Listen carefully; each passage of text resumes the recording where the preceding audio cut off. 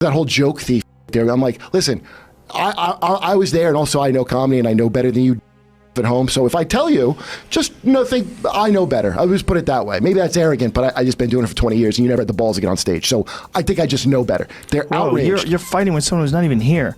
Nobody even knows what you're fighting over right there. You just started some joke thief fight. No one has any idea what you're saying. All right, guys, is when I defended Amy. Right. Amy, and I had people like lecture, and I'm like, don't presume to tell me. The same reason I became a comic. I could do that. So but at least I did it. If you get on stage and do it, I'll give it to you. But these people think they can do your job. But hold on a second. In their defense, they're looking at a film that shows. Joe Rogan has had his fair share of heated debates, but few guests have walked into his studio thinking they could outwit him and Lee to regret it instantly. Today, we're looking at some of the wildest moments where Joe shut down guests who thought they had all the answers. From political comedian Pete Dominick trying and failing to rewrite the Constitution to Kurt Metzger ranting about Amy Schumer's joke-stealing scandal, these guests found out the hard way that debating Joe is not as easy as it seems. So, what went wrong? What did they say that had Joe and his audience shaking their heads? Let's break it all down. Joe Rogan's podcast has never been short on jaw-dropping moments. Guests have come in with bold claims, wild opinions, and at times arguments that don't quite hold up under scrutiny. But that's exactly where Joe thrives. With his signature mix of curiosity and sharp reasoning, he knows just when to step in and challenge the nonsense. Whether it's exposing contradictions or bringing logic back into the conversation, Joe has a way of cutting through the noise like no one else. And today, we're diving into some of the most unforgettable moments where his guests quickly realized they were in over their heads. Stick around because you won't want to miss this. The idea that we argue about the Second Amendment, let's let constitutional lawyers, I think, discuss a lot of those things, and we should all understand that and be curious about it. But our Constitution is also silly. Let's remake everything. Let's have that conversation. There's so much better that we can do. Have a serious conversation about what kind of guns and bullets people can have. Not that they can have them or that they can't have. That's the conversation. That's where we should be right now. Everything gets regulated. The gun thing, the most f***ed up part about the messiness of the gun thing is that even if you made guns illegal, even if you said you can't have any bullets, you'll all go to jail. There's so many guns. You're not getting them all. It's not possible. Enter political comedian Pete Dominick, a guest who definitely came in swinging. Now, having concerns about the Second Amendment, that's one thing, but Pete didn't stop there. Instead, he suggested something so extreme that even the most progressive voices wouldn't dare go that far writing the entire US Constitution just to fit his stance. Think about that for a second. The very document that has shaped the nation for over 2 centuries, tossed aside over a single issue, that's a level of radical thinking that's hard to take seriously. But Pete wasn't just there to complain he had a plan. The problem? It wasn't exactly a well thought out one. And as the conversation unfolded, it became clear that Joe wasn't going to let him off easy. Agree. How do you do it? Yeah, that's the question. That's the most important point. There's already 330, there's more guns than there are people, so what do you do? So by the way, I think you buy as many as you can back for sure. You spend a whole bunch of taxpayer money.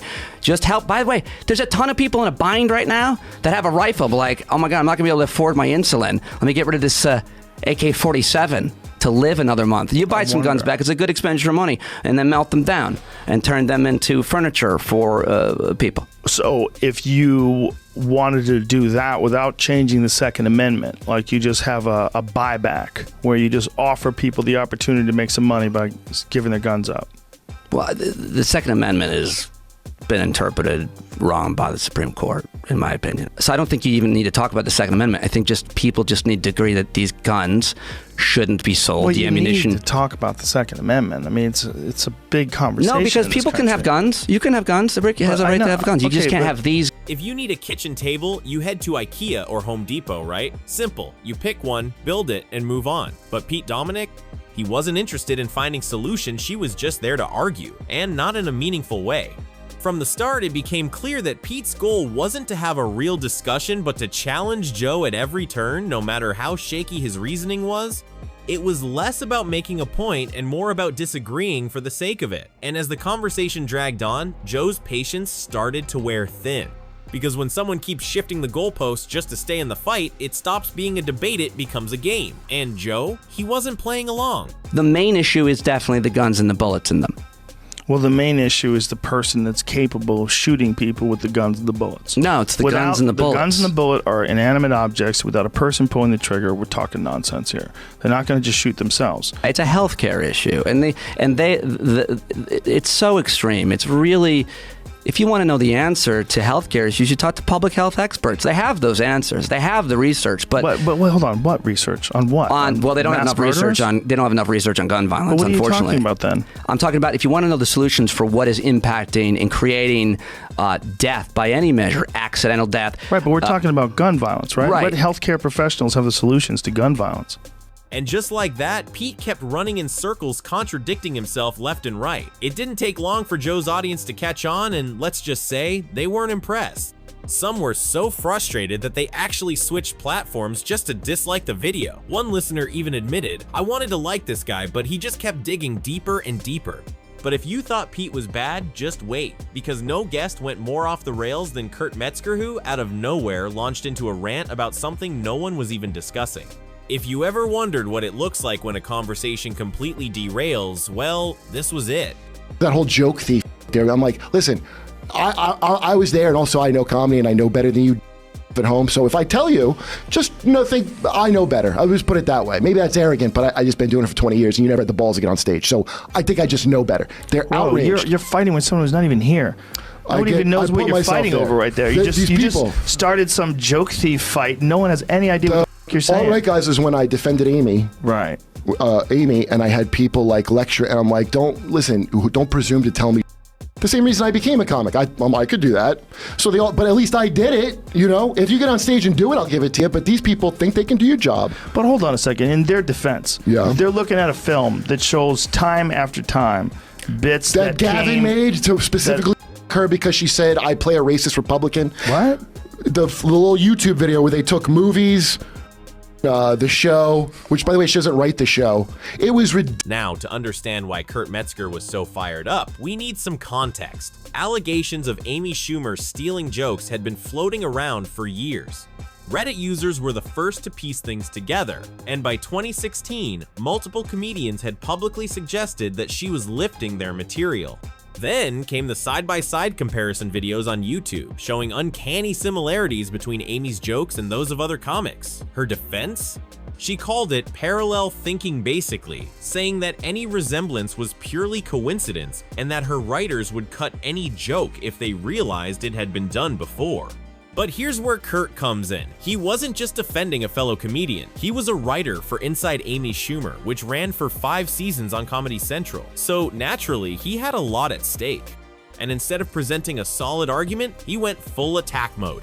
Wait a minute. There were bits that were exactly the same as mean bits very that were on mediocre bits that anyone would have thought of? Dude, relax. I drank 2 caveman nitros, and you're talking to me this way. I do. I knew this, but you're. By the way, I feel like I'm going to run through the wall and leave a Kurt-shaped imprint. I can tell. I am so. You're jacked. Dude, you gotta get Kool-Aid. You gotta get some Kool-Aid. Caveman nitro. But you're arguing against someone who's not even here. Well, right? I was trying to bring up why they were going at me. That's why. But the problem with what you're saying is they have evidence. They're looking at one bit, and it's exactly the same as another bit.